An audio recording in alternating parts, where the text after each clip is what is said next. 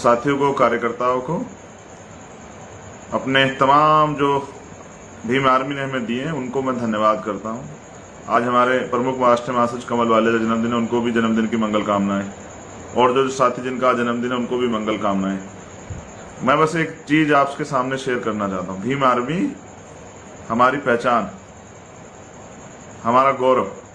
आज चंद्रशेखर जो कुछ है वो भीम आर्मी की वजह से, भीम आर्मी की वजह से लड़ने का जज्बा मिला, भीम आर्मी की वजह से संगठन की वजह से ताकत मिली, भीम आर्मी की वजह से पहचान मिली। आज जैसे माँ बाप पहचान देते हैं, जन्म देते हैं, ऐसे भीम आर्मी ने हमें तैयार किया।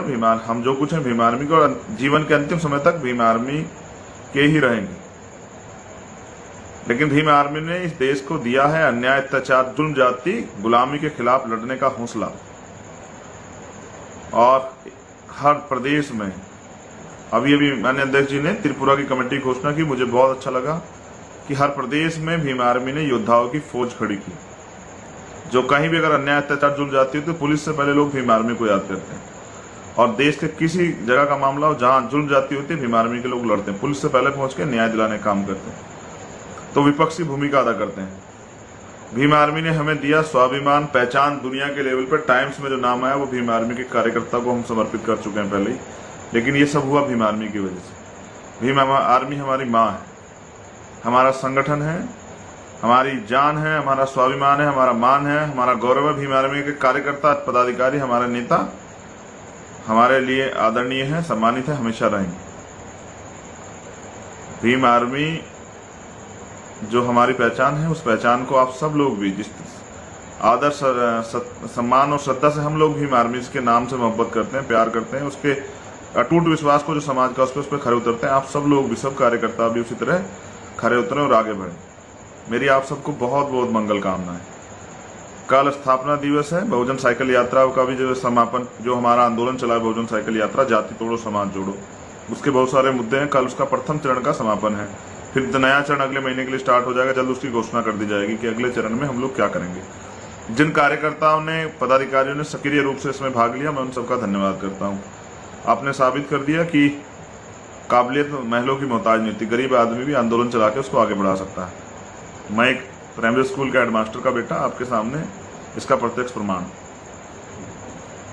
तो मैं कल हम लोग संकल्प पढ़ेंगे और सब लोग संकल्प लेंगे, जिला मुख्यालयों पे एक अच्छा प्रोग्राम करके, शांतिप्रिय प्रोग्राम करके अपनी साइकिल यात्रा का समापन करेंगे। और जैसा अध्यक्ष जी ने निर्देशित किया कि भाई भारतीय संविधान की प्रस्तावना पढ़नी है, उसकी सुरक्षा की, उसकी संविधान की सुरक्षा की गारंटी लेनी है, जिम्मेदारी लेनी है अपने कंधों पे। उसके साथ उत्तर प्रदेश में बहुजन समाज की साइकिल यात्रा के समापन दिवस पे हमें संकल्प लेना है कि उत्तर प्रदेश में अपनी सरकार बनानी, वंचित वर्ग के लोगों की सरकार बनानी। और सरकार बनाने से क्या फायदे होते हैं मैं आपसे अभी बस जल्दी रखूंगा, क्योंकि मैं सफर में हूं।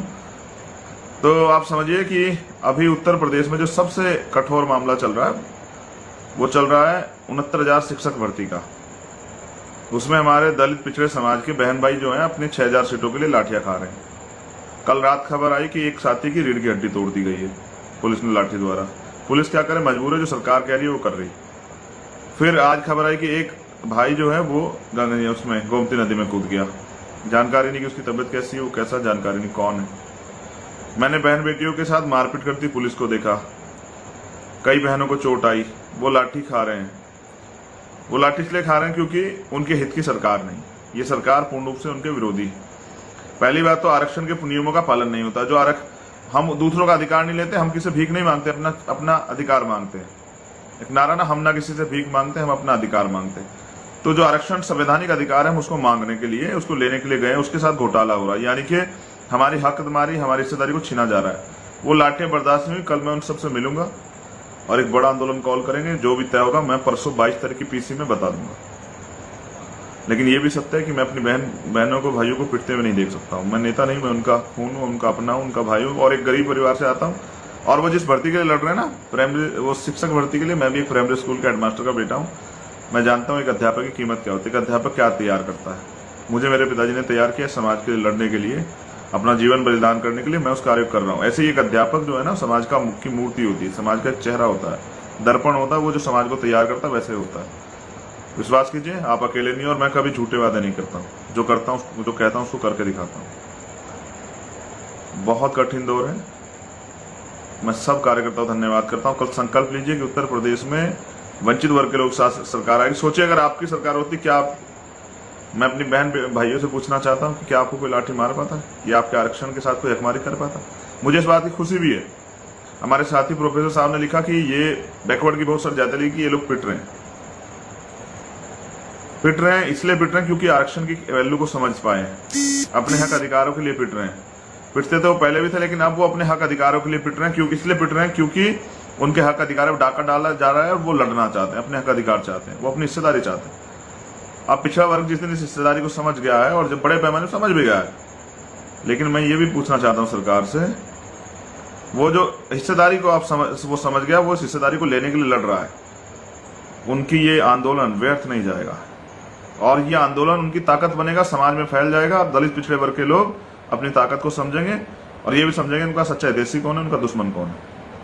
लेकिन मैं ये भी कहना चाहता हूँ कि ये जो धर्म की चाशनी बहुत दिन से लिपटाई गई थी, अब इससे जो है ना नौजवान उभार ले रहे हैं। वो धर्म से अलग खड़े होकर ये भी देख रहे हैं कि हमारी हिस्सेदारी, हमारे फ्यूचर, हमारे बच्चों का भविष्य क्या होगा, इस देश में हमें क्या मिलेगा, हमारे हक कहाँ सुरक्षित होंगे और कैसे सुरक्षित होंगे। मैं उन बहनों का सम्मान करता हूँ, उन भाइयों का आदर सम्मान करता हूँ जिन्होंने इस मुसीबत को, आंदोलन को झेला। लेकिन आप लोग जीतेंगे, ये जालिम सरकार हारेगी, आपके अधिकार आपको मिलेंगे, आपके जो पर्याप्त जो संवैधानिक आरक्षण है वो मिलेगा। मैं पूछना चाहता हूँ, एक माँ बाप अपने बच्चे को पढ़ा लिखा के मेहनत से मजदूरी करके, किसानी खेती करके किस तरह से अपने बच्चों को तैयार करते हैं, और वो अपनी मेहनत से तैयार होकर संघर्ष करके कैसे किराए पर रह के, भूखा पेट रह के, प्यासा रह के, अपने सपने को चल के किस तरह से अपने सुधार को छोड़ के पेपर की तैयारी करता है और फिर रिजल्ट लेके आता है। और उनके हिस्सेदारी के साथ लंबे समय तुम लोग छल करते आ रहे। अब तो उनको धीरे धीरे समझ आया, मेरे बिछड़े हुए भाइयों को, मेरे परिवार के लोगों को, मेरी बहनों भाइयों को। देखो मेरे लाइफ के साथ छेड़खानी कर रहे हैं, सरकार से जो है ना बर्दाश्त नहीं होता हमें हमारी बात रखना।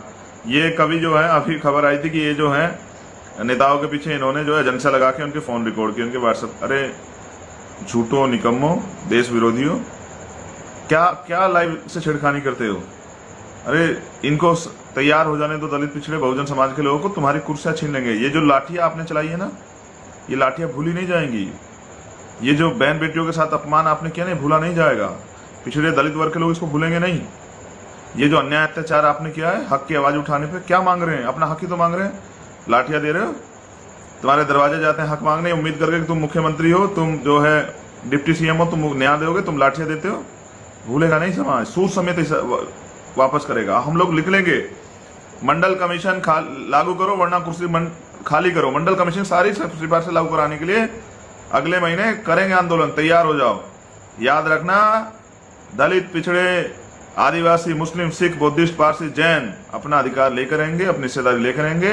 बहुजन राज आएगा, बहुजनों के हितों की बात होगी, उनको उनकी हक मिलेगा, हिस्सेदारी मिलेगी। वो अपने लिए नीतियां बनाएंगे, सरकार बनाएंगे, अपने प्रदेश को, देश को आगे बढ़ाएंगे, लुटेरों से देश को बचाएंगे।